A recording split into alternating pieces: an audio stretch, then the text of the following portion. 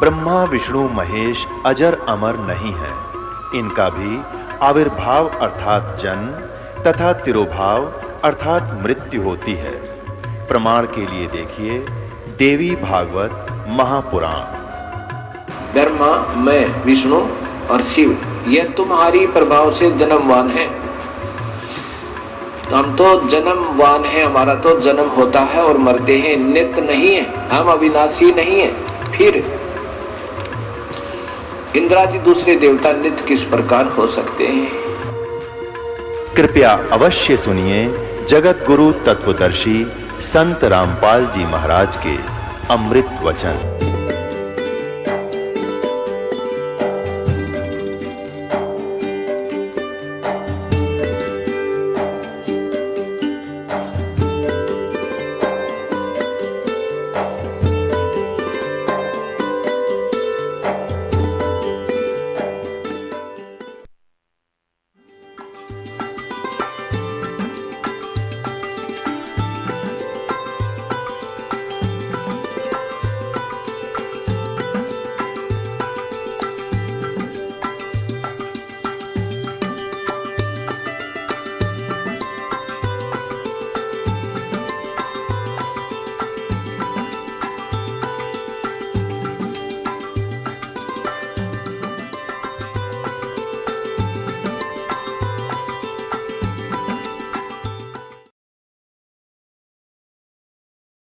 अपने आत्माओं अध्यात्म ज्ञान का तभी छींट भी नहीं थे अपने पास। इस जैसे आप देखते हो प्रत्येक देश में, प्रत्येक देश का एक राजदूत भवन होता है, ऐसे ही परमात्मा ने प्रत्येक ब्रह्मांड में अपना एक राजदूत भवन बना रखा है।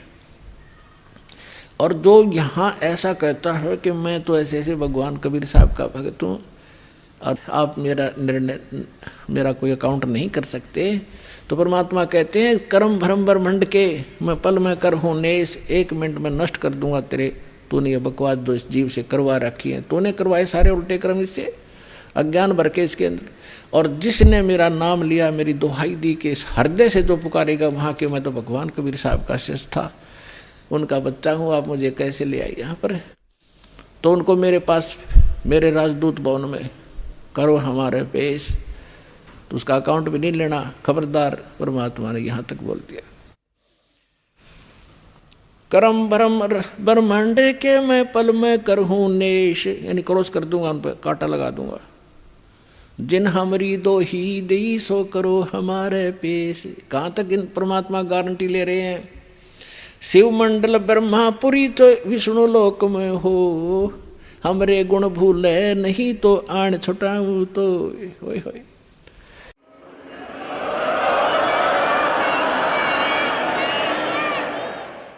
पुण्यात्माओं, आप ऐसे समर्थ की शरण में आगे हो,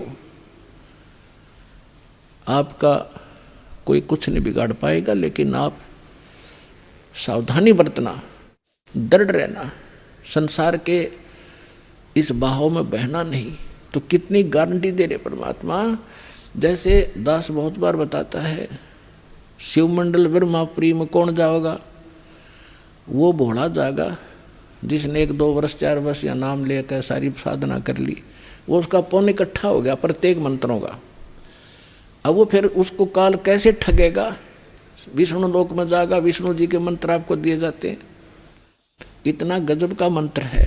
एक का मंत्र का घना लाभ रहता है, 108 डेली करते हो, तो वहां जाके विष्णु के लोक में आपका अलग से व्यवस्था की जाएगी। इतने धनी हो गए आप इस मंत्र से। और विष्णु के लोक में देवता बन जाओगे, रेस्ट हाउस में, वहाँ रेस्टोरेंट बना रखा है जैसे स्वर्ग के इसका, वहाँ रहोगे और जेब कटेगी आपकी। और आपका वहाँ ये गुण याद आ जाए कि हम तो गलती कर गए, हमने तो पूंजी अपनी खराब नहीं करनी थी, हमने तो इस सतलोक जाना था, या गलती बन गई। कहते वहाँ भी अगर हृदय से पुकारेगा 2 व्यक्ति जो गुरुद्रोही ना हुआ हो, गुरुद्रोही वो होता है नाम भी छोड़ जा और गुरु जी की निंदा करता अंडे जगह जगह घूमे, वो उसका तो नाश परमानेंट हो गया, वो तो खत्म सदा के लिए, कभी मनुष्य जीवन भी नहीं पाएगा आगे से, बहुत युगों तक। और तो वैसे अनजानपने में या गफलत करवा ही देता कोई ना कोई। वो व्यक्ति और वहाँ जाके इस ज्ञान से उसको जरूर आभास होगा कि हमने तो वहाँ जाना था और यहाँ हम के बन गए। पुण्यात्माओं, आप देखना, मन की बकवाद है चाहे आप प्रधानमंत्री बन जाइयो, फिर भी आत्मा भूखी नजर आओगी आपको कि कोई और वस्तु और है जो इससे हटकर भी चाहिए हमें। तो वहाँ जाकर के वो आभास होगा कि हमने तो वहाँ जाना था और ये तो हमने ये सुविधाएं तो प्राप्त नहीं करनी थी, ये तो हमारा नाश हो रहा है। कहते वहाँ भी तो हृदय से पुकारेगा परमात्मा, कबीर जी हे सतगुरु गलती बन गई मुझ नीच से, छुटवाओ मुझे। कहते शिव मंडल ब्रह्मापुरी चे विष्णु लोक में हो, हमरे गुण भूला नहीं तो आण छुटा होता है। तुझे वहाँ से छुटवा लाऊंगा और फिर पुनः जैसे ही भक्ति युग चल रहा होगा तो पुनर्जन्म दिवा देंगे, और भक्ति युग समाप्त होने के बाद तो फिर बात गड़बड़ हो जाती है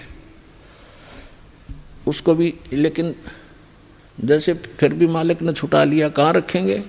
राजदूत भवन में रखेंगे, और वहाँ आपकी पूंजी को नाश नहीं होने देंगे, क्योंकि वहाँ भगवान के दरबार का, भगवान से फ्री सारा वस्तु मिलेगी आपको। लेकिन फिर आपको पुनः फिर जन्म दे देना पड़ेगा, क्योंकि मोक्ष तो यहीं से होगा। तो फिर नए सिरे भक्ति करोगे, गुरु के प्रति श्रद्धा रखोगे, ये सारी मर्यादा रखोगे, तो काम बहुत बढ़ गया। फिर आपका पृथ्वी पर जन्म दिया जाएगा तो आपके अंदर वही तीनों गुणों का दबाव होगा। आपके साथ इतने गजब के पुण्य होगे, आप पूरी पृथ्वी के राजा बन जाओगे। राजा बनोगे, फिर भगवान आएंगे, समझाएंगे रे क्या कर रहा है, ये रास्ता ठीक नहीं, तो को नहीं सुनोगे आप। हम न्यू धक्के खाते आ रही, तो इतना संजन्म हो गया हमने, आप भटकता नहीं, हम सुनते नहीं भगवान की। पाप को सुनाने का तरीका दाता ने यूँ अपनाया कि कलयुग में यूँ कति पूंजी हीन हो लेगा, भक्ति इसकी रह को ना, इसकी दुर्गति शुरू होगी, और यूँ सब जगह धक्के खा लेगा। जिन पूजाओं को श्रेष्ठ मानता था और जिन भगवानों को समर्थ मान रहा था, वहाँ भी इनको सहारा नहीं मिलेगा। फिर मेरे पास आएंगे तो यहाँ तो मालिक है, समर्थ है, आते सुख भी दूंगा, इनकी बुद्धि ठिकाना होगी, हाँ भगवान है तो यहाँ है, और फिर इनको मंत्र सुनाऊंगा, इनको फिर से चार्ज करूंगा। लेकिन पुण्यात्मा वो समय घना बढ़ा दिया आपने, तो यह गलती इब का ना करियो। नाम लो, दृढ़ रहो और भक्ति करो, कल्याण करवाओ।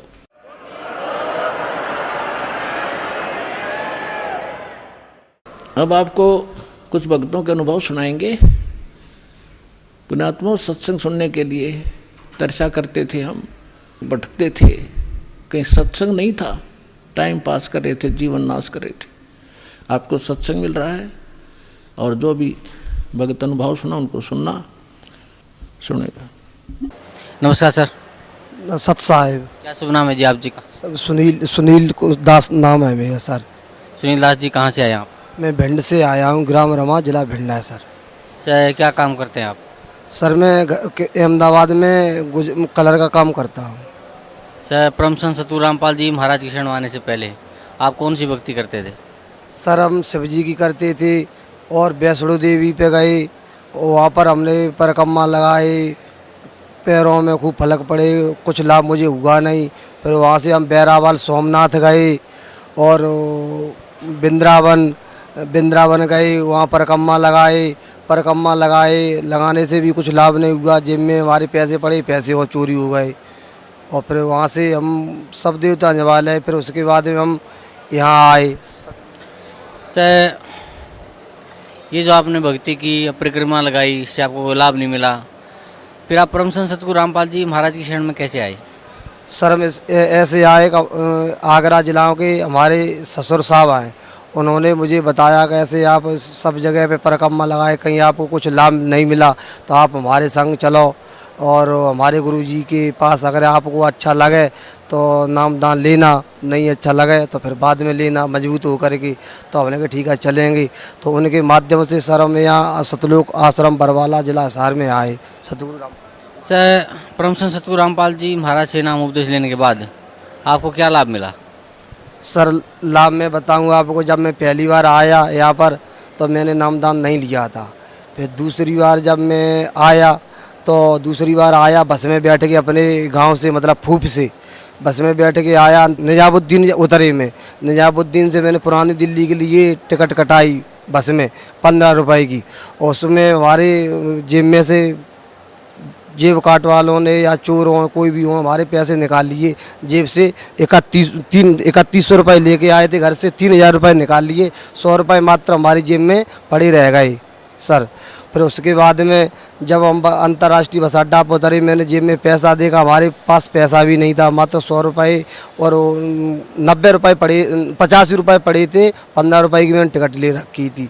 पैसे कुछ घर से लेके आए थे सामान के लिए, तो सारा पैसा निकाल लिया। उसके बाद में फिर हमारे रिश्तेदार रहते हैं धारूहेड़ा के पास एक भिवाड़ी गाँव है, भिवाड़ी सिटी है, वहाँ पर हमें अंतर्राष्ट्रीय बस अड्डा से वहाँ पर गए, हमारा मूड ख़राब हो गया, पैसे निकल गए इसीलिए। तो वहाँ पर जब हम गए तो उसमें अंतर्राष्ट्रीय बस अड्डा में जब वहाँ बस में हम बैठे पीछे, क्यों बस पूरी भरी रखी थी, मैं पीछे सीट खाली थी, पीछे बैठे, वहाँ से पीछे बैठने के बाद में धारूहेड़ा की मैंने टिकट कटाई, 70 रुपये की टिकट कटाई थी, 70 रुपये की टिकट कटाई थी। 15-20 रुपये जेब में हमारी मात्र और पड़ी रह गए थे खाली बस। फिर वहाँ से हम गुड़गांव के पास पहुँचे। गुड़गांव के पास जब हम पहुँचे सर, तो आगे कुछ सवारी बस से उतरी, बस से सवारी उतरी, तो हमने कि चलो यहाँ पीछे धक्का लग, वो दोचा लग रही थी बस में, पीछे सीट पे बैठी थी मैं, तो हमने कि चलो आगे एक सीट खाली हो गई तो आगे हम बैठ जाते। तो जब हम आगे गए तो हमको 100 के नोट 400 रुपये सीट पे रख के मिले सर, पूरी बस भरी हुई थी। वो जो सीट यात्री उतरे उस सीट पे हम बैठे तो हमको 400 रुपये सीट पे रख के मिले, तो वो 400 रुपये मैंने उठा ली। और यहाँ सत्संग में आ रहे थे, सत्संग में कल चालू होने वाला था, तो जब चालू तो वो 400 रुपये मैंने उठा के किसी पूछा, कोई अगर पूछेगा तो मैं 400 रुपये दे दूँगा, और नहीं पूछेगा तो मैंने भी फिर अपने पास रख लेंगे। सो किसी ने मुझे सर पूछा नहीं, फिर मैं बस से थोड़े फिर और आगे निकल गए, निकलने के बाद हम धारूहेड़ा पूरे पहुंच ही गए। फिर हमारा मूड घूमा, चलो ऐसे करते आश्रम में चलते सत्संग सुनने के लिए, पैसा निकल गया, निकल जाने, और 400 रुपये मुझे किसी ने दे दिए सीट पे रख के, तो किराया हमारा हो ही गया वापस MP को जाने के लिए। तो फिर हम वहाँ से रेवाड़ी गए, रेवाड़ी से हम सीधे भिवानी होते हुए सतलोक आश्रम बरवाला में हम आए। तो यहाँ पर सर हमने सब लोगों को बताया, अपने साथ वालों को, भगत जी को बताया कि ऐसे ऐसे हमारे साथ में घटना हुई है। और उस घटना के बाद में फिर मैंने गुरुजी से बातें अपनी कही कि ठीक है बेटा निकल गए, निकल जाने दे, कोई दिक्कत नहीं।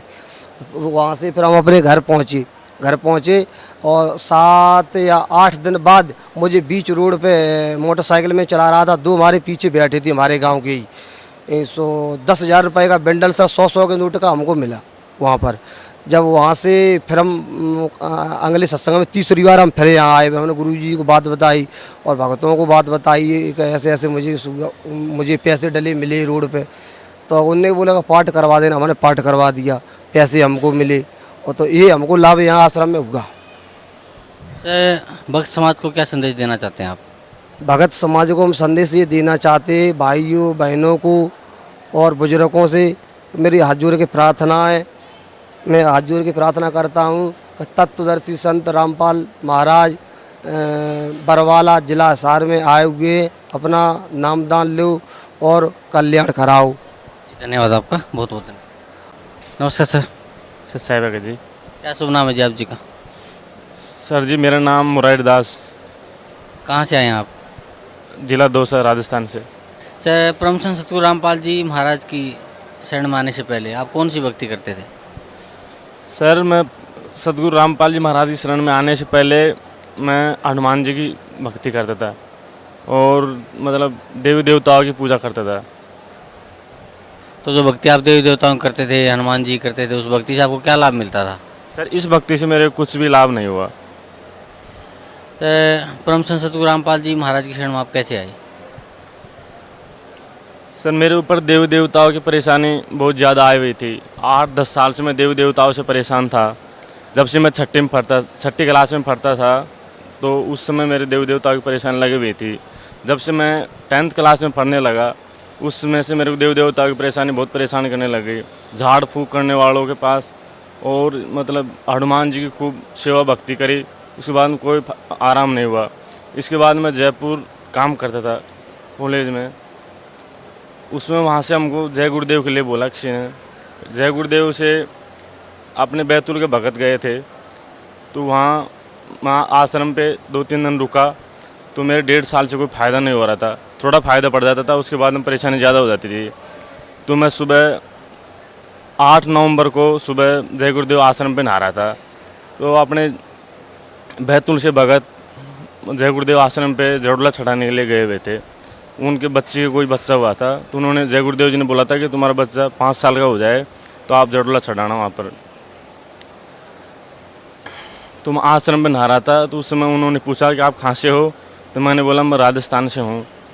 तो आपको मैंने उन्होंने कुछ नहीं पूछा, मैंने बताया कि यहाँ पर जय गुरुदेव जी के देव देवताओं भूत प्रेत की परेशानी बहुत जल्दी ठीक हो जाती है, तो मेरे फ़ायदा नहीं हो रहा। तो उन्होंने बताया कि आप वहाँ चलो, हरियाणा चलो, संत रामपाल जी महाराज के चलो, और आप 1 दिन में बिल्कुल ठीक हो जाओगे।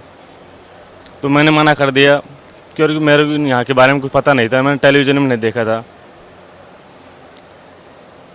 फिर मैंने उनसे नंबर लिए, तो उन्होंने मेरे को बुक दिखाई। बुक दिखाने के बाद मैंने मना कर दिया। फिर वो आश्रम पे रहे, तो मैंने बोला मेरे पास किराया नहीं है, 50-100 रुपये थे, उसमें से भी उठ गया था, 50 रुपये थे। तो उन्होंने बोला किराया वराया का आप चिंता मत करो, आप हमारे साथ चलो। फिर मेरे मन में थोड़ी शंका पैदा हो गई, अनजान आदमी थे वो, तो मैंने मना कर दिया कि भगत जी कभी फिर देखेंगे। तो उन्होंने फिर मेरे मन में आ गया कि आप 1.5 साल से परेशान हैं, तो अभी वहाँ भी चल के देख लेते हैं, अगर फ़ायदा हो जाएगा तो ठीक है, नहीं तो 6 जगह हैं।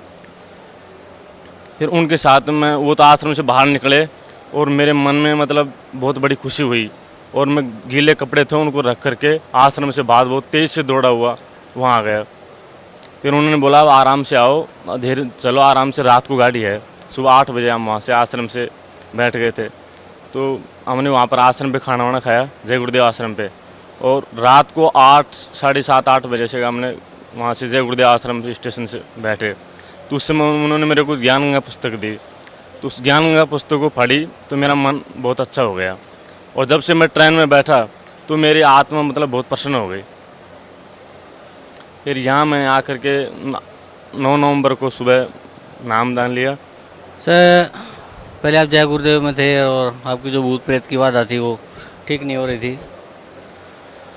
फिर आप परम संत सतगुरु रामपाल जी महाराज से आपने नाम उपदेश लिया। तो जो भक्ति सतगुरु रामपाल जी महाराज ने आपको दी है, उस भक्ति से आपको क्या लाभ मिला? सर, इस भक्ति से मेरे को सबसे बड़ा लाभ तो ये हुआ कि ये परेशानी थी, भूत प्रेत की परेशानी, ये धीरे धीरे शांत हुई थी। इसके बाद में मेरे जैसे शिक्षा के क्षेत्र में मैंने एक कोर्स कर रखा था अग्निशमन का, इसमें मेरे को सफलता नहीं मिली थी। इसमें भी केस लग रहा था कॉलेज वालों के, तो वो रिजल्ट बनता 1.5 साल से, तो वो रिजल्ट भी आ गया परीक्षा का, सर उसमें मेरे को सफलता मिल गई। इसके बाद में सर मैंने मतलब BA के कई साल के पेपर ड्यू थे, वो क्लियर नहीं हो रहे थे, इस वजह से देव देवता की परेशानी वजह से। इस साल मैंने झूठ नहीं बोलता, मैंने 2-3 दिन के पढ़ के करके तैयारी दी है, वो सारे पेपर क्लियर हो गए। और अभी एक मतलब मेरा चेस्ट शरीर इतना पतला हो जाता था, तो मेरा शरीर नहीं फूलता था बिल्कुल भी। यहाँ आने के बाद मैंने जब मार्च में मेरा फिजिकल था SSC-GD का, तो मैंने फार्म लगाया था, उसमें तो मेरा क्वालिटर आ गया। तो सर जी मैं वहाँ पर फिजिकल देने के लिए गया, तो मैं रेस भी बहुत, मेरा शरीर बिल्कुल परेशान था उस समय, तो मैंने रेस कैसे कैसे कर ली। उसमें मेरे को पता था चेस्ट में निकलेंगे, तो चेस्ट में मेरा 77-78 बैठता था। तो वहाँ से मैंने परमात्मा के लिए अरदास लगाई मन में, तो मेरा चेस्ट पूरा 80 बैठ गया। और जो फिजिकल भर्ती करने वाले थे उन्होंने बोल दिया तुम्हारा चेस्ट नहीं बैठेगा, 78 बैठेगा, जो CRPF के जवान वगैरह थे। तो वहाँ मैंने चेस्ट ना पाया, तो उन्होंने मेरा पूरा 80 बैठाना। तो उसके बाद में सर जी अब मैंने एग्ज़ाम दिए, तो एग्ज़ाम में पेपर बढ़िया हुआ है। सर, भक्त समाज को क्या संदेश देना चाहते हैं आप?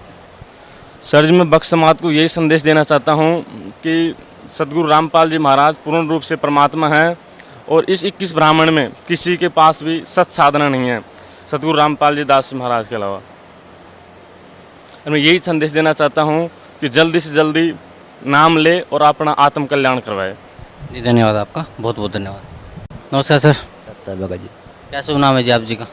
नाम संतोष, भक्त संतोष दास, गांव चुन्हा, ग्राम पोस्ट चुन्हा, थाना जसो, तहसील नगौद, जिला सतना, मध्य प्रदेश। सर, परम संत सतगुरु रामपाल जी महाराज की शरण माने से पहले आप कौन सी भक्ति करते थे? पूर्ण संत गुरु रामपाल महाराज जी की शरण में आने से पहले हम भक्ति करते थे दुर्गा जी की। तो वो अपने से ही मतलब रुचि अपने से ही करते थे। तो उसमें हमको बस यही गुस्सा, क्रोध, अहंकार आता था। यहाँ तक आ गया था कि मतलब हमको हमारी मति इतनी मतलब इष्ट हो गई थी कि हम फांसी लगा के मरने के लिए भी तैयार हो गए थे। परंतु इसके ये होने के बाद ये जब झूलना बाकी था तो उसे गुरु जी की कृपा पहले हुई वहाँ पे। तो मेरे मन में आया कि चलो ये मनुष्य तन नहीं मिलेगा बार बार, चलो घर चलो। वहाँ से मैं चला आया घर में आया।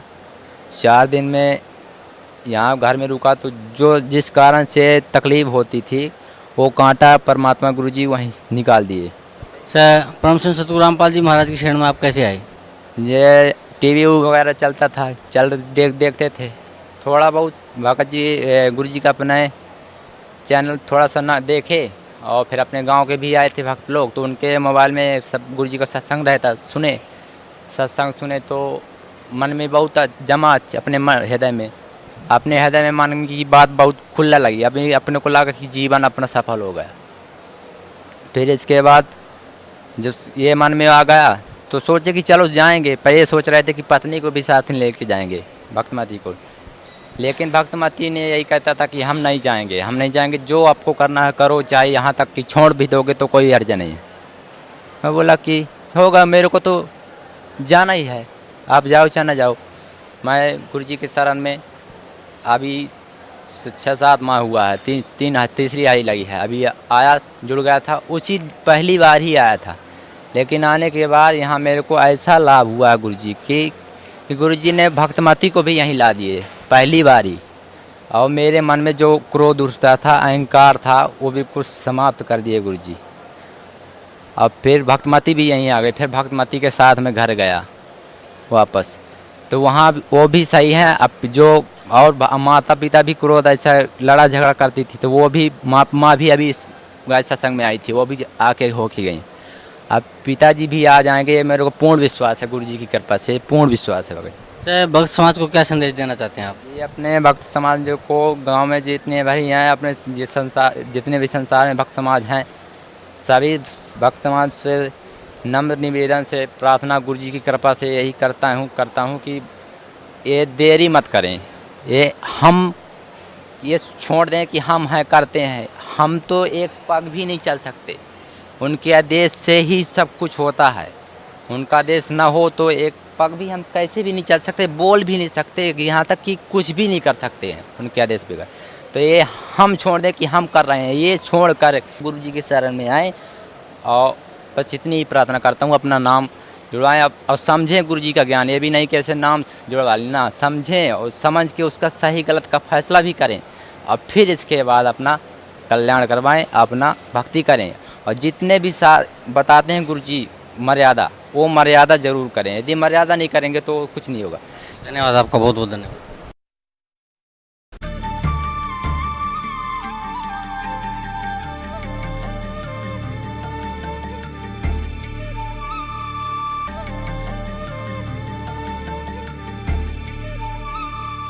दर्शकों, दामाखेड़ा गद्दी नसीब श्री प्रकाश मुनि नाम साहिब जी के अस्वस्थ होने के कारण साधना टीवी के साथ आध्यात्मिक ज्ञान चर्चा में भाग नहीं ले पाए, जिस कारण उनके आदेशानुसार उनके विचारों को उनके द्वारा बताए गए प्रवचनों की सीडी कैसेट के माध्यम से आपके सामने रख रहे हैं, तथा उनके आदेशानुसार उनके परम शिष्यों डॉक्टर पारसनाथ जी तथा बांधवगढ़ गद्दी नसीब महंत श्री हरीश दास जी ने प्रकाश मुनि नाम साहिब जी के विचार साधना टीवी को बताए, वो भी आपके सामने रख रहे हैं।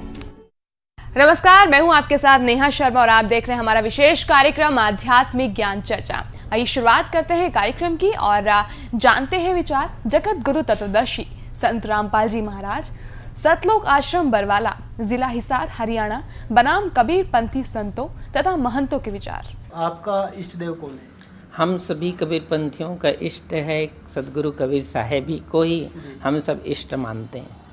तो आपके अनुसार परमात्मा साकार है या निराकार है? देखिए, परमात्मा का स्वरूप जो हम कहते हैं वह तो सदा निराकार ही होता है। पूर्ण गुरु या सतगुरु की पहचान हम कैसे करेंगे?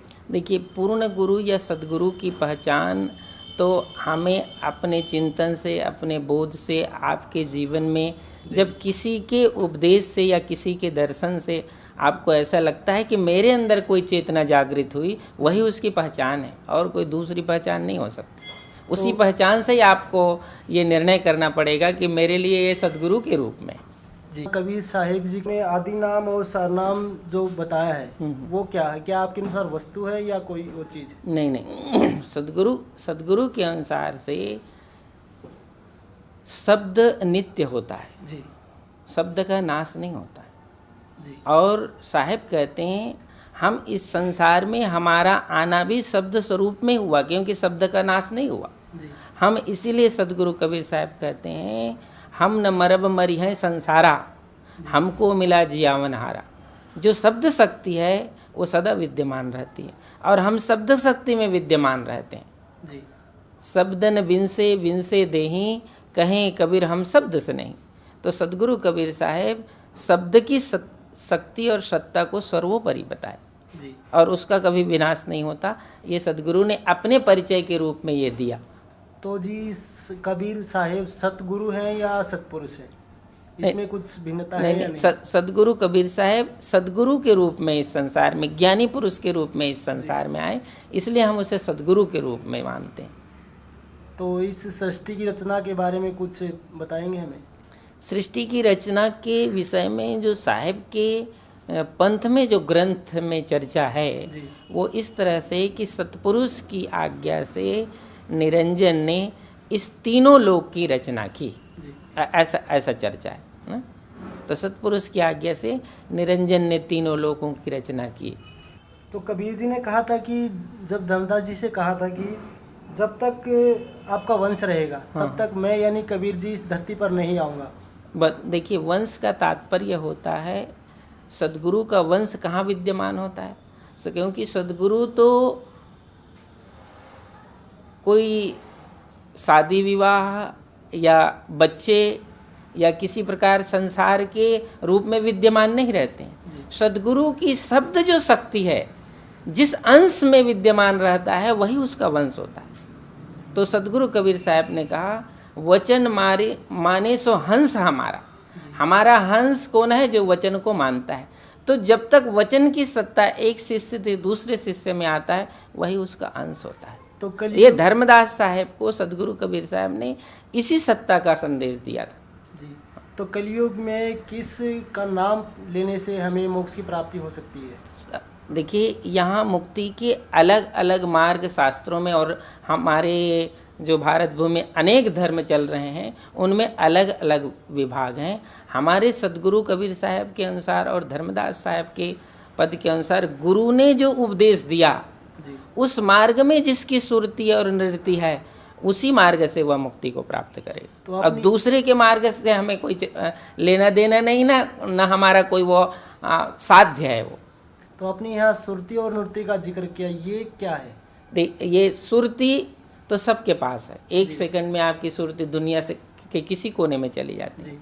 और शब्द है जो सद्गुरु के द्वारा बताया गया मार्ग, उसको शब्द कहा जाता है। उस शब्द में यदि आपकी सुरती स्थिर होती है तभी वह सुरती उस शब्द स्वरूप, शब्द के माध्यम से उस स्वरूप में जाता है जहाँ जाए फिर हंस न आए, भव सागर की धारा, संतो सो निज देश हमारा। ये इस तरह से सद्गुरु ने शब्द के माध्यम से ये गति और मुक्ति का मार्ग बताया। अभी आपने सुने लहर तारा तालाब के गद्दी नसीन कबीर पंथी आचार्य श्री अर्ध नाम साहिब जी के विचार। और आइए अब जानते हैं दामाखेड़ा गद्दी नसीन कबीर पंथी श्री प्रकाश मुनि नाम साहिब जी के परम शिष्य बांधवगढ़ गद्दी नसीन महंत श्री हरीश दास जी द्वारा बताए गए प्रकाश मुनि नाम साहिब जी के विचार। महाराज जी, हमने सुना है खरसिया वाली गद्दी तथा इससे संबंधित लहर तारा बनारस वाली गद्दी भी दामाखेड़े संबंधित हैं। क्या सारी गद्दियाँ यही से ही निकली है, सब यही से संबंध है। सब वंशनुमाई आज भी उन्होंने वंश गुरु की परंपरा को मानते हैं, वही नाम को मानते हैं। अभी आपने सुने दामाखेड़ा गद्दी नसीन कबीर पंथी श्री प्रकाश मुनि नाम साहिब जी के परम शिष्य बांधवगढ़ गद्दी नसीन महंत श्री हरीश दास जी द्वारा बताए गए प्रकाश मुनि नाम साहिब जी के विचार।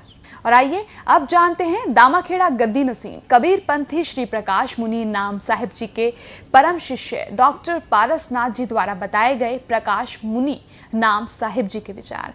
तो आप जी के जो पूज्य गुरु जी हैं वर्तमान में, जो प्रकाश मुनि नाम साहिब जी, वो अपना इष्ट देव किसे मानते हैं? वो अपना इष्ट देव कबीर साहब को ही अपना मानते हैं। डॉक्टर साहब, परमात्मा को साकार मानते हैं या निराकार मानते हैं? परमात्मा तो मतलब निराकार ही हैं, लेकिन हमारे यहाँ निराकार और साकार का झगड़ा ही नहीं है। गुरु के रूप में परमात्मा को देखा जाता है और उनकी पूजा की जाती है और वो गुरु को ही परमात्मा माना जाता है। आप जी श्री धर्मदास जी की परंपरा में, आपके जो गुरु जी हैं वो श्री धर्मदास जी की परंपरा में कौन से नंबर के गद्दी नसीन हैं?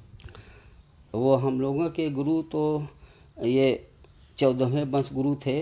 इनके प्रकाश नाम साहब के पिताजी और पंच श्री गिरधम नाम साहब, तो हम लोगों के वो गुरु थे और उन्हीं के पुत्र ये हैं। अब ये बैठे, ये भी हमारे गुरु हैं, आराध्य हैं। तो आप इनको अभी गुरु मानते हैं या गुरु भाई मानते हैं? नहीं, इन प्रकाश नाम साहब को गुरु मानते हैं। अभी आपने सुने दामाखेड़ा गद्दी नसीन कबीर पंथी श्री प्रकाश मुनि नाम साहिब जी के परम शिष्य डॉक्टर पारसनाथ जी द्वारा बताए गए प्रकाश मुनि नाम साहिब जी के विचार। और आइए अब जानते हैं जगत गुरु तत्वदर्शी संत रामपाल जी महाराज, सतलोक आश्रम बरवाला, जिला हिसार, हरियाणा के विचार। दंडवतम गोविंद गुरु बंधु अभिजन सोहे, पहले भये प्रणाम तिन नमो जो आगे होए। अब ये जैसे दामाखेड़ा वाले हैं, इनके सेवक से कोई पूछता है कि आपका गुरुजी कौन है, तो कुछ एज्ड व्यक्ति है, वो कहता है कि मेरे गुरुजी पंत श्री गिरधनाम जी हैं। और पंत श्री गिरधनाम जी श्री प्रकाश मुनि जो वर्तमान में दामाखेड़ा का महंत है, उसका पिताजी भी है और उनके गुरुजी भी हैं। फिर उनसे पूछा कि ये प्रकाश मुनि जो हैं वर्तमान के महंत जी दामाखेड़ा के, ये आपके गुरुजी हैं या गुरु भाई है? तो बोला भगत बिना ज्ञान कैसे बोला हुआ भाई, कहते ये मेरे गुरुजी हैं। अरीब तक गद्द मुनि को क्या था, मेरे गिरधनाम मुनि मेरे गुरुजी हैं, अरीब का प्रकाश मुनि भी मेरे गुरुजी हैं। अब गिरध मुनि के शिष्य और पुत्र श्री प्रकाश मुनि, और उसी का गिरध मुनि का कोई और शिष्य, तो दोनों गुरु भाई हो गए, प्रकाश मुनि और वो गिरध मुनि का शिष्य। और फिर वो शिष्य ने कहा कि मेरा यू प्रकाश मुनि भी गुरु है। खा के उसके ज्ञान को, धिक्कार ऐसे ज्ञान को। एक गुरु भाई, एक भाई और दूसरे अपने छोटे बड़े भाई ने कहा यो मेरा बाप भी है, यो भी मेरा बाप है, तो उस शराब में बोल सके क्या कति बोली बूझ। जब गुरु भाई को और फिर गुरु में अपना उसने, वही नाम उसके पास वही आपके पास, और दोनों के पास कख नहीं। अभी आपने सुने जगत गुरु तत्वदर्शी संत रामपाल जी महाराज, सतलोक आश्रम बरवाला, जिला हिसार, हरियाणा के विचार। और आइए अब जानते हैं दामाखेड़ा गद्दी नसीन कबीर पंथी श्री प्रकाश मुनि नाम साहिब जी के परम शिष्य डॉक्टर पारसनाथ जी द्वारा बताए गए प्रकाश मुनि नाम साहिब जी के विचार। कबीर जी ने सार नाम का वर्णन भी किया है, क्या ये सत्यनाम की और ही संकेत है या कोई और मंत्र है? हाँ, सार नाम जो है वो सार शब्द है, और वो गुरु दीक्षा में हमारे यहाँ हमारे पंचश्री आचार्य साहब देते हैं, और वो 5 शब्द देते हैं, 5 नाम। तो ये 5 नाम ही सार शब्द हैं। सार शब्द का मतलब ये है कि जैसे परमात्मा का जो वाचक शब्द है उसी को सार शब्द कहा जाता है, सत्यनाम कहा जाता है। परमात्मा सत्य स्वरूपी हैं, तो सत्यनाम ही उनका सत्यनाम है। और ये मतलब मनुष्य का देखा जाए तो जो नाम है 5, ये मनुष्य का ही उसके गुणों का द्योतक, आत्मा का द्योतक है। जो आत्मा का नाम रखा जाएगा, तो जैसे आत्मा कहा गया है कि चेतन अमल सहज सुख राशि और अजर अमर है, उसी तरीके से ये उसी के ऊपर नाम रखे गए हैं। और ये सब मतलब ये कभी स्थिर रहते हैं, कभी बदलते नहीं हैं। अविनाशी शब्द है और परमात्मा का वाचक शब्द है, वही सार शब्द है, सार नाम है, और ये गुरु ही देते हैं। तो जो 5 नाम आपके गुरुजी देते हैं वो 5 नाम कौन कौन से? वो 5 नाम मतलब उनके जैसे आदि नाम, अजर नाम, अमर नाम, अमी नाम, मतलब ये जो आत्मा का हमारे जिसको लेकर के मनुष्य प्रकट होता है धरती पर, उसी के स्वरूप का वाचक शब्द हैं। कोई अलग से नाम नहीं दे, जो सत्य है उसी को सत्य कहा गया। कि आत्मा का स्वभाव क्या है, ये आदि है, अनादि है, इसका अजर है, अमर है, निर्विकार है, चेतन है। तो यही सब उसके 5 नाम दिए जाते हैं इसी आधारित पर। अभी आपने सुने दामाखेड़ा गद्दी नसीन कबीर पंथी श्री प्रकाश मुनि नाम साहिब जी के परम शिष्य डॉक्टर पारसनाथ जी द्वारा बताए गए प्रकाश मुनि नाम साहिब जी के विचार। और आइए अब जानते हैं दामाखेड़ा गद्दी नसीन कबीर पंथी श्री प्रकाश मुनि नाम साहिब जी के परम शिष्य बांधवगढ़ गद्दी नसीन महंत श्री हरीश दास जी द्वारा बताए गए प्रकाश मुनि नाम साहिब जी के विचार। नमस्कार, आज हम बात करेंगे कबीरपंथी महंत बांधवगढ़ गद्दी के गद्दी नसीन श्री हरीश जी के साथ और जानेंगे उनके विचार साहिब धर्मदास जी के बारे में और कबीरपंथ के बारे में। महंत जी, सबसे पहले मैं आपसे जानना चाहूँगा बांधवगढ़ गद्दी के बारे में अपने कुछ विचार रखें। बांधवगढ़ गद्दी तो ऐसे एक महान भूमि है जहाँ पे सदगुरु कबीर साहब के परम शिष्य धनी धर्मदास साहब की जन्मभूमि है।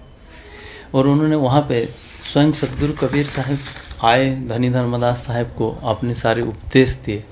और धनी धर्मदास साहब भी ऐसे भक्त निकले, सदगुरु की भक्त जो अविरल हैं इस संसार में। और ऐसे भक्त की जन्मभूमि और कर्मभूमि की महान ही अलग होता है। इसीलिए कहा भी गया है सतगुरु धन्य ओ भक्त जानिए जहाँ जन्मे गुरु भक्त। जहाँ पे गुरु भक्त की जन्म होता है उसी भूमि की महानता ही होता है।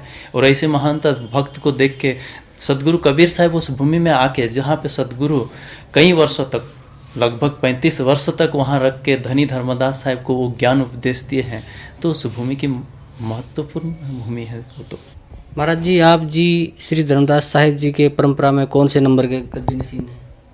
अभी वर्तमान हमारे इस गद्दी में जो धनी धर्मदास साहिब की परंपरा में वर्तमान अभी जो पंच श्री हजूर प्रकाश मुनि नाम साहिब गद्दीसीन है वो 15वें वंशगुरु है। तो प्रकाश मुनि नाम साहिब जी से आपका क्या संबंध है? वो हमारे सदगुरु ही है।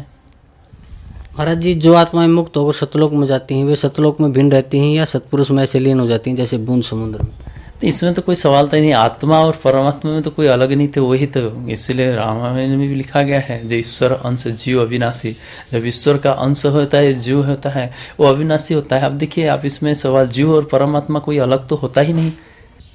महाराज जी, जो मंत्र दीक्षा आप अपने श्रद्धालुओं को देते हैं या अपने अनुयायियों को देते हैं, क्या वही मंत्र कबीर परमात्मा ने धर्मदास जी को दिया था? जी निश्चित रूप से वही है, क्योंकि ये परंपरा ही चला है।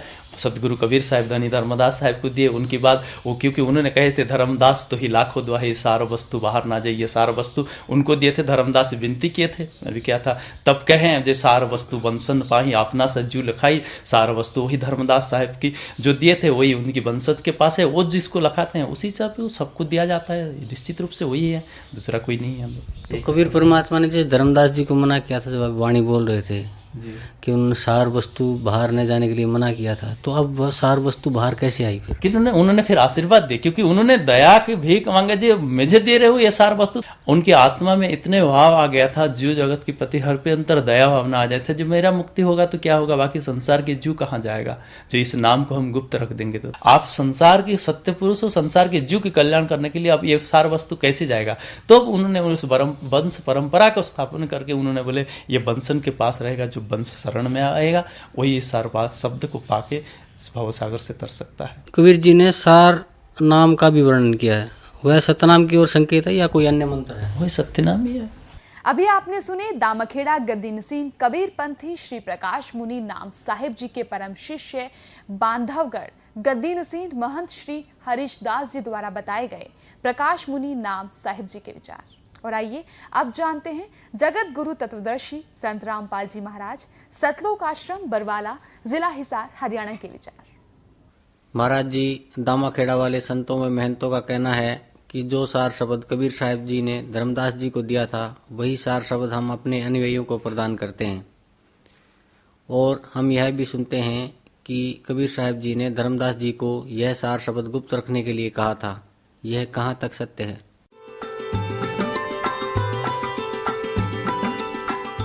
दंडवतम गोविंद गुरु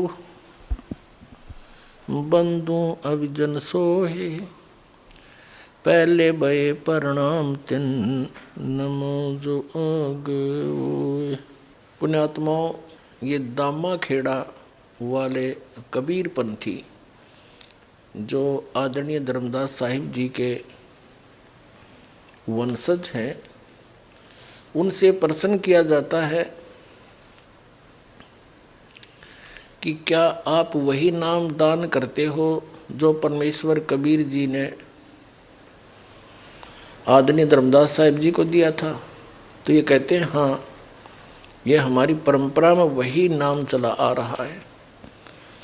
फिर इनसे प्रश्न करते हैं कि सार नाम, सतनाम, आदि नाम, सार शब्द ये क्या वस्तु है? तो ये कहते हैं जो हम मंत्र देते हैं, अजर नाम, अमर नाम, पाताल सब सिंधु नाम, कहते ये है वो सार शब्द और यही सतनाम है, ये 5 नाम है। और फिर इनसे कहते हैं कि धर्मदास साहिब जी को परमात्मा कबीर जी ने कहा था कि धर्मदास मेरी लाख दुआई, ये सार शब्द कहीं बार न जाई, सार शब्द बार जो पढ़ी, या बिचली पीढ़ी हंस नी तरही। और सार शब्द तब तक छुपाई जब लग 12 पंथ मिट जाए। अपने आत्माओं, ये कितना भ्रमित करते हैं। परमात्मा कबीर जी ने धर्मदास जी से कहा था कि धर्मदास मेरी लाख दुहाई और ये सार शब्द कहीं बार न जाई। तो इनके पास कहाँ से आ गया? ये कहते हैं हमारी परंपरा में चला आ रहा है। कबीर साहब ने जब मना कर दिया था कि इसको तब तक छुपाना जब तक ये 12 पंथ ना मिट जाए। अब ये 12 पंथ अब मिटेंगे। 12वां पंथ गरीबदास पंथ है और तब तक तो एक भी पंथ ना चला था, तो धर्मदास जी ने कैसे खोल दिया आपके पास? ये कोरी झूठ बोलते हैं, स्वयं भी भ्रमित हैं और अनुयायियों को भी ये गुमराह किए बैठे। जैसे एक मोटा उदाहरण है, परमेश्वर कबीर जी ने इस सार शब्द को इतना कॉन्फिडेंशियल रखना था कि धर्मदास जी से कहा कि इसको कहीं बताना नहीं। फिर भी परमेश्वर ने सोचा ये कहीं ना कहीं गड़बड़ करना दे और मेरी सारी बात बिगड़ जा, काल का दाव लग जावे। तो परमेश्वर कबीर जी ने धर्मदास जी के द्वितीय पुत्र पंत श्री चूड़ामणि जी अर्थात श्री मुक्तामणि नाम साहिब जी को स्वयं दीक्षा दी और स्वयं ही आगे दीक्षा देने का अधिकारी गुरु पद पर विराजमान किया। धर्मदास जी पर विश्वास नहीं किया उन्होंने कि कहीं ये मोहवश मेरे इस अनमोल मिशन को फेल ना कर दे। ये घना नर्म आत्मा का है, इसको बहुत चिंता बनी रहती है अपने वंशजों की। बार बार कहता था कि आपने मना कर दिया है मुझे कि सार शब्द किसी को नहीं बताना, सतनाम भी नहीं बताना। और आप जी ने परमेश्वर मुझे 42 वंश का वरदान दे दिया कि मेरी 42 पीढ़ी तक मेरा वंश चलेगा। तो ये कैसे पार होंगे? ऐसे कहकर घना मायूस हो जाता था। परमात्मा को पता था कि यदि इसको मैंने आगे नाम देने का आदेश भी दे दिया तो ये अवश्य काम बिगाड़ देगा। तो कबीर परमेश्वर जी ने उसको आगे ना तो नाम देने का अधिकार दिया किसी अपने भी वंशजों को, और अपने ही सामने कबीर जी ने और बहुत दूर ले जाके जगन्नाथपुरी में, जहाँ बैठकर परमात्मा ने बहुत वर्ष पहले कबीर जी ने समंदर को रोका था और धर्मदास जी को ये बहाना बनाकर लेकर गए कि चलो तुम्हें वो स्थान दिखाते हैं जहाँ बैठकर मैंने समंदर रोका था। सह परिवार चले गए।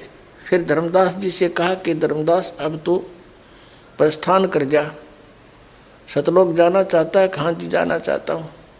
कहते हैं जीवित ही समाधि दे दी उसको, जीवित समाधि ले ली, दोबारा उपदेश दिया, परवाना दिया। इस कारण से कि ये डगमग आदमी है, अरे सार शब्द ने कि तक खोल देगा। लिखवा दिया उससे, लिख दिया उसने पूरा इस कबीर सागर परमात्मा की वाणी में। ये प्रमाण है उन्हीं के सदग्रंथों में लिखा है। दामा खेड़ा वालों की एक पुस्तक है आशीर्वाद, उस पुस्तक में ये प्रमाण है। और ये स्वयं भी बताते हैं, खुद कहते रहते हैं कि ऐसे ऐसे धर्मदास जी ने जीवित समाधि ली थी और कबीर साहब साथ जा करके उनको समाधि दिलाई थी जगन्नाथपुरी में। इसे सवसिद्ध है कि कबीर परमेश्वर जी ने इस सार शब्द को और सतनाम को कितना कॉन्फिडेंशियल रखा। और ये कहते हैं हमारे पास वही नाम है, खा के इनके पास झूठ बोलते हैं, स्वयं भी भ्रमित है और अन्य अनुयायियों को भी ये मूर्ख बना रहे हैं।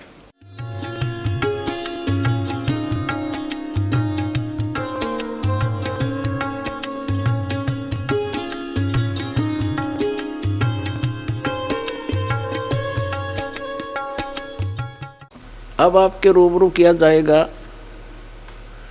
जो भक्तजन उपस्थित हुए हैं यहाँ पर, वो अपना कुछ आत्मकथा बताना चाहते हैं। परमेश्वर कबीर जी की शरण में आकर इस दास से ये सत साधना प्राप्त करके परमेश्वर कबीर जी से इनको क्या क्या उपलब्धियाँ हुई जो एक भगवान किया करता है। अब सुनिएगा इनके मुख कमल से। नमस्कार सर। साहेब क्या शुभ नाम है जी आप जी का? गोपाल दास मणिपुरी, ग्राम भनोरा, जिला बेमेतरा, छत्तीसगढ़। सर क्या काम करते हैं आप? खेती किसानी करते हैं। सर परमसंत सतगुरु रामपाल जी महाराज से नाम उपदेश लेने से पहले आप कौन सी भक्ति करते थे? ऐसे तो मैं अपने जन्म कबीर पंथ ही घर में हुआ है और मैं दामा खेड़ा हनुमाई धर्मदास का वंश आचार्य प्रकाश मुनि के अंदर था, परंतु मेरा मन शांति नहीं था। हमारे घर में कबीर साहब के नाम से चौका हर साल हर वर्ष होता था। हमारे घर में बहुत दुख पहुँचा। छोटे छोटे थे तब से हमारा माता पिता बहुत दुख उठाते थे। कभी हमारे जानवर मर जाते थे, कभी हमारे बहन गुजर जाते थे, फिर भी हमें शांति नहीं मिला और फिर भी प्रकाश मुनि को मानते रहे, सत्यनाम सत्यनाम कहते रहे। लेकिन गुरु भी बनाया, वो गुरु ने नहीं पहचान किया, जैसे पूर्ण परमात्मा सदगुरु संत रामपाल जी महाराज बताते हैं। सर जो आप दामा खेड़ा से बता रहे हैं आप जुड़े हुए थे प्रकाश मुनि नाम साहिब जी से, आपने नाम उपदेश ले रखा था, तो वो क्या भक्ति बताते थे आपको? जैसे प्रकाश मुनि से नाम साहब का जो पंजा अधिकारी महंत था, उससे मैं दीक्षा लिया था। हड़वा का महंत मोहन दास जी महंत, उसने जब गुरु दीक्षा किया तो बोला कि सत सुकृत आदि अजर अमर, यही नाम जीवन सो काम, खोलो कुंजी खोलो कपट, पांच छिले मूल की धार, धर्मराज अजर मुख खोला, यही नाम दिया था। फिर सर आप परमसंत सतगुरु रामपाल जी महाराज की शरण में कैसे आए? क्या है, मैं बचपन से थोड़े से सतगुरु कबीर साहब का वाणी वचन सुनता था। अपने घर में साधु संत आते थे, उसके द्वारा सुना था और उसको सुनकर छोटी छोटी पुस्तक भजन गाया करता था। धीरे धीरे मैंने रामचरितमानस में जाकर एक वक्ता के रूप में बैठा और वक्ता करते करते ग्रंथ में अनुराग सागर का प्रचार में लग गया। उसके बाद तो भी से मेरा मन संतुष्ट नहीं हुआ। फिर दूसरा गुरु किया, उस गुरु का नाम था चतुरदास मानिकपुरी महंत, बेमेतरा के पास अतरिया गांव का। उसने मुझे 5 नाम दिया, उस नाम का मैंने जाप किया। उस नाम में था ओहम सोहम कोहम पोहम जोहम। इस नाम का मैं भक्ति करते था फिर भी उसके बाद मेरे जीजा ने बोला कि आप वक्ता बन बैठे हो लेकिन आपको गुरु का आशीर्वाद नहीं है। फिर मुझे झटका पहुंचा और उसने बोला कि आप साधना चैनल पे, ये 2010 की बात है, साधना चैनल पे आप देखना कि वहाँ 8 बजे सदगुरु रामपाल जी महाराज के रूप में एक संत आता है और वो प्रमाणित कर कर पूरे सारे ग्रंथ का प्रमाण दिखाता है। जब मैं देखा उसी दिन मेरा आत्मा को पूरा शांति हुआ कि यही है संत जो मैं बचपन से खोज रहा था। क्योंकि मुझे हमारे गांव में आसाराम बापू का पंथ वाला बोला कि आप आसाराम बापू के पास चलो और आप नाम दीक्षा लो। मैं उन भक्त को बोला कि आसाराम बापू जो प्रवचन करता है, जो सत्संग में भजन गाता है, वो तो पूरा कबीर साहब को वाणी है, मैं उसके शरण में नहीं जा सकता हूँ और जिसके अंदर मेरा हृदय झुक जाएगा वही मेरा पूर्ण परमात्मा है। जब उस दिन टीवी में सदगुरु संत पूर्ण परमात्मा संत गुरु संत रामपाल जी महाराज को दर्शन किया और उसका प्रवचन सुना, उसी दिन से मैं निज दिन दूसरे के कह के घर में जाकर वो टेलीविज़न के द्वारा, टीवी के द्वारा सत्संग सुनता रहा। फिर मैंने यहाँ आने के लिए, बरवाला आश्रम आने के लिए पैसा धीरे धीरे करते करते और एक दूसरे से सहयोग लेकर फिर मैं दूसरे अपने जीजा जी को बोला कि जीजा जी आपको मेरे साथ कहीं जाना होगा। तो बोला कहाँ जाएंगे। मैं उसको बताया कि टीवी में ऐसा ऐसा संत आता है और संत मेरा निवारण कर सकता है। फिर मेरा जीजा कहा ठीक है तू कहता है तो मैं आपके साथ जाऊंगा। मैं फिर समय बताया कि इस दिन मैं नागपुर आ रहा हूँ और आप मुझे वहाँ ले जाना और आप टिकट कटाना। फिर हम दोनों आए और जैसे यहाँ आए तो यहीं पर परमात्मा दर्शन दे रहा था। परमात्मा ने दूर से हमें पहचान लिया कि आज नए आए हो, धन्य तुम्हारा भाग। उसी दिन कहा परमात्मा आप तो सब कुछ जानते हैं। फिर परमात्मा सदगुरु रामपाल जी महाराज से नाम दीक्षा लेकर फिर उस नाम का सुमरन करते करते मुझे 2 महीना गुजर गए। सर, परम संत सतगुरु रामपाल जी महाराज से नाम उपदेश लेने के बाद आपको क्या लाभ मिला? सदगुरु पूर्ण संत रामपाल जी महाराज से नाम लेने के बाद मेरा जो पारिवारिक जीवन में चलाने में जो असमर्थ था वह सुधार हुआ और धीरे धीरे मैं अपना परिवार का सुधार करते करते सबसे पहले मैं टीवी लिया। 7,000 का टीवी लेकर सदगुरु पूर्ण संत परमात्मा सदगुरु रामपाल जी महाराज का कथा प्रवचन सुनता रहा। उसी बीच में मुझे काल ने एक रात को सपना में आया और काल ने सपना में आकर दाढ़ी रखा था, काला सा था, हिष्ट पुष्ट। उसने मेरा इस नाभि पे एक क्षण का एक सिरा दबाया और एक सिरा मुख में दबाया। देखता हूँ तुम्हारा गुरु कितना पार वाला है। फिर मैं उस समय घबरा गया। घबराते घबराते सदगुरु जो रामपाल जी महाराज ने जो नाम दिया था उस नाम का प्रथम नाम इस रूप में जो मिला है उस नाम का याद हुआ। उतने में वो काल ने पसीने हो गए। फिर उस समय काल ने छोड़ा। उसके बाद फिर मैं एक मवेशी, एक जोड़ी बैल बांधा। बैल बांधने के बाद मैंने खेती किसान में तन मन धन लगाकर फिर कमाने लगा और इसके आदेश अनुसार का नियम का पालन करते करते मैंने अपना परिवार में चलाने में समर्थ हुआ। आज गुरु यही मुझे पूर्ण मिला जो गुरु का प्रमाण बताते हैं सब संत लोग। गुरु यानी अंधकार को प्रकाश में ले जाने का नाम ही गुरु है। लेकिन आज मुझे सच्चा प्रकाश, सच्चा परमात्मा से मेल दिखाने के लिए यही पूर्ण परमात्मा है जो आज मैं उनकी शरण में 2012 से जुड़ा हूँ और ये मेरा 7वां बार है। सर, परम संत सतगुरु रामपाल जी महाराज से नाम उपदेश लेने के बाद आपको काफ़ी लाभ मिला। पहले आप जो भक्ति करते थे उससे आपको कोई लाभ नहीं मिल रहा था। तो सर, भक्त समाज को क्या संदेश देना चाहते हैं आप? भक्त समाज को तो मैं प्रथम यह संदेश देना चाहता हूँ क्योंकि हमारे छत्तीसगढ़ में प्रकाश मुनि के नाम दबाव के नाम से कोई नहीं आना चाहता है यहाँ। वह तो कहता है कि हमें कहता है कि वो भटक गए और उसने भटक गए कहता है और उसको खुद शुगर बीमारी हो चुका है। जो हम यहाँ से गया जनवरी में नाम लिया और जनवरी मांग के महीने में पूर्णिमा वहाँ मेला लगता है। उसी समय मंच में बोला प्रकाश मुनि नाम साहब जी ने कि मुझे शुगर का शिकायत है। हमें ये पूर्ण संत परमात्मा सदगुरु रामपाल जी जो भजन के एक पंक्ति बताते हैं कि सारा जग रोगी अरे सदगुरु वैद्य न जाने। आज स्वयं जिन डॉक्टर बताते हैं और अन्य संत को झोला छाप डॉक्टर की उपमा देता है जो प्रकाश मुनि नाम साहब, आज खुद रोग से ग्रस्त है।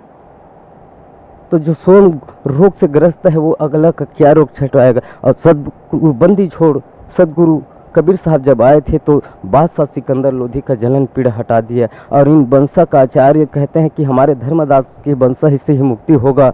और बोलता है कि 42 पीढ़ी के चलते तक के कोई सदगुरु नहीं आएगा। और तो फिर मैं जवाब दिया कि गरीबदास को क्यों बाद में मिला, जब धर्मदास को पहले नाम दिया था तो गरीबदास को क्यों दिया। और आपका कबीर सागर में लेके जब मैं यहाँ से जाने के बाद पूरा कबीर सागर का खोज किया, मिलाया, पूरा प्रमाण मिला। धर्मदास तो है लाख दुहाई, सार शब्द कहीं बाहर न जाए, सार शब्द यदि बाहर जाए बिचली पीढ़ी हंस नहीं करे है। आज इन लोग इस प्रवचन का नहीं प्रचार करते हैं। जैसे पूर्ण संत परमात्मा सदगुरु रामपाल जी हर संत का पूर्व प्रमाण दिखाता है, लेकिन वो सिर्फ एक धर्मदास का ही प्रमाण रखता है। और चौका की पद्धति से हमसे बचा जाओ। चौका से हमें ये सारणी मिलता है, जैसे रचना लोक का सो चौका विस्तार, एक तो बैठे वन सुता या पूरा कढ़िया। वो तो चौका एक नक्शा है, जैसे लोक को चौका को देख रहे हो उसी प्रकार वह लोक है, एक समझाने के लिए रखा है। लेकिन हम आज चौका को ही मेन मान बैठा था। तो मैं यही सब भगत समाज को यही कहना चाहूँगा और नम्र निवेदन है कि उन लोगों से कि वो पूर्ण परमात्मा सदगुरु रामपाल जी के महाराज के प्रवचन को धैर्यपूर्वक शांतिपूर्वक से देखें और देख करके अपने पूरे शास्त्र से परिचित हुए कि वास्तविकन और जो बता रहे हैं वो सदगुरु रामपाल जी वो वास्तविकन में सच्चाई है। और अन्य समाज जो बताते हैं जितना भटका रखा है वो वही सही बात है कि आज जो बैठे पूर्ण संत, यही हमें प्रमाण मिला कबीर सागर के अंदर कि बड़े अपने छत्तीसगढ़ में 2 कबीर पंथ चल रहा है, छोटा कबीर पंथ और बड़ा कबीर पंथ। जो बड़ा कबीर पंथ है अभिलाष दास का चलाया हुआ मार्ग, उसने बोला था 2003 में कि मुक्तामणि नाम साहब आएगा। और जितना बादशाह सिकंदर लोधी के समय जो 13 गाड़ी किताब लिखा था उसको दबाया था, वो बहिर्गत करेगा और दिल्ली क्षेत्र के प्रांत आएगा। उसी बात को मुझे झटका पहुंचा कि यह तो संत आ चुका है, जो आएगा कहते रहेंगे उन लोग, लेकिन वो तो परमात्मा स्वयं आ चुका है यहाँ। और हम कहते रहे मुक्तामणि नाम साहब आएगा, मुक्तामणि नाम साहब आएगा, लेकिन वो परमात्मा स्वयं है। और जितना ग्रंथ उसको बहिर्गत वास्तविकन कर दिया, आज प्रमाण कर दिया। और 5505 तब होएगा नाम यह साचा। लेकिन इस बात को आज भी धर्मदास का वंशावली दामाखेड़ा वाले पर हजूर प्रकाश मुनि नाम यह कहता है कि अभी भी 5 साल बाकी है। बोलता है आपके पास सही सर्टिफिकेट प्रमाण है तो आप यहाँ आइए। और पूर्ण सदगुरु रामपाल जी महाराज हर संत को आमंत्रित किया है आदरणीय के साथ, और ज्ञान चर्चा में सम्मिलित हुए और अपना अपना ज्ञान का प्रचार करें। उसमें फिर समाज ही निर्णय करेगा कि पूर्ण संत का क्या लक्षण है, पूर्ण संत पूर्ण परमात्मा तक कौन पहुंचा सकता है। इसका निर्णय भगत समाज करेंगे। आप आइए और उसका प्रमाण बताइए कि 5 साल में कितना बाकी है और कितना घट चुका है। आज तक के क्यों नहीं बताया कि आज 5 साल के उसको भी दबा रखा था। अब यहाँ से ज्ञान गंगा पढ़ लिए हैं और यहाँ का प्रवचन सुनकर उन लोग कहता है कि 5 साल बाकी है। और ये भी सिद्ध हुआ सदगुरु रामपाल जी महाराज जब अध्यात्म ज्ञान गंगा और गहरी नजर गीता पढ़ा, उसमें लिखा है धर्मदास का वंशावृक्ष का परिचय लिखा है। हम तो अटल 42 जय लगाते रह गए, लेकिन अटल 42 तो नहीं हुआ, कभी कभी बीच बीच में खंड हुआ है। तो फिर आपका सिद्धांत तो गलत हुआ, एक बात। दूसरी बात यह है कि वंशा का नियम है कि 25 वर्ष और 20 दिन से न अधिक न कम।